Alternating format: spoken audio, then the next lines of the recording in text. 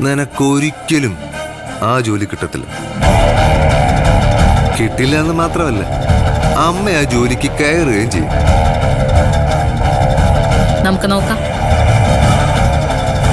ശരത്തെ, നീ ഇപ്പൊ ചെയ്തോണ്ടിരിക്കുന്ന എന്താണെന്നറിയോ? സ്വന്തം ശവപ്പെട്ടിയില് ആണിയടിച്ചോണ്ടിരിക്കോ.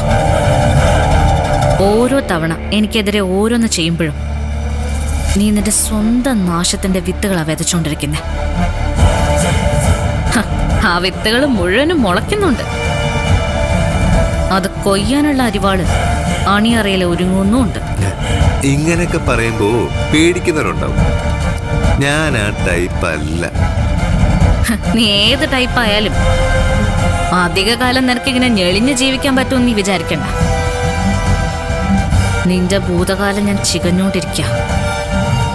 ഞെട്ടിക്കുന്ന വിവരങ്ങൾ ഓരോ ദിവസവും കിട്ടിക്കൊണ്ടിരിക്കുന്നത്.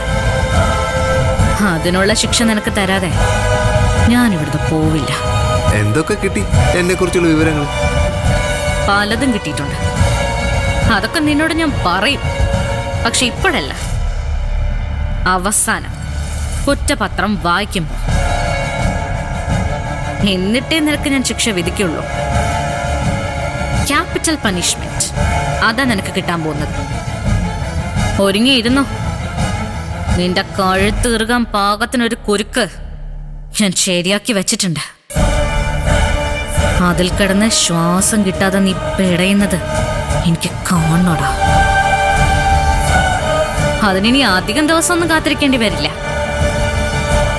അധികം വൈകാതെ തന്നെ നിനക്കത് പ്രതീക്ഷിക്കാം.